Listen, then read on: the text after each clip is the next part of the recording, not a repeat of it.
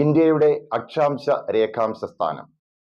ഏതൊരു രാജ്യത്തിന്റെയും അക്ഷാംശ സ്ഥാനം കാണാൻ ആധാരമായെടുക്കുന്ന രേഖ ഭൂമധ്യരേഖയാണ്. ഇന്ത്യ ഭൂമധ്യരേഖയുടെ വടക്കായതിനാൽ ഇന്ത്യയുടെ അക്ഷാംശം പറയുമ്പോൾ വടക്ക് അക്ഷാംശം എന്ന് പറയുന്നു.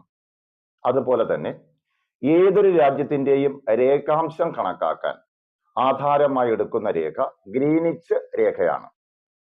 ഇന്ത്യ ഗ്രീനിച്ച് രേഖയുടെ കിഴക്കായതിനാൽ ഇന്ത്യയുടെ രേഖാംശം പറയുമ്പോൾ കിഴക്ക് രേഖാംശം എന്ന് പറയുന്നു. നമുക്ക് ഇന്ത്യയുടെ അക്ഷാംശ രേഖാംശ സ്ഥാനം ഒന്ന് പരിശോധിക്കാം. വടക്ക് അക്ഷാംശം 8 ഡിഗ്രി 4 മിനിറ്റിനും ഈ രേഖ കന്യാകുമാരി വഴി പാസ് ചെയ്യുന്നു.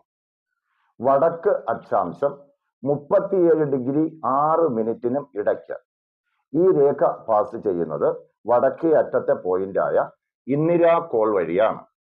ഇനി രേഖാംശ സ്ഥാനം.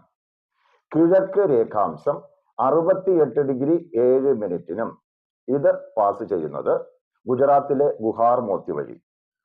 കിഴക്ക് രേഖാംശം 97 ഡിഗ്രി 25 മിനിറ്റിനും ഇടയ്ക്ക് ഈ രേഖ പാസ് ചെയ്യുന്നത് അരുണാചൽ പ്രദേശിലെ കിബുത്തു വഴിയാണ്.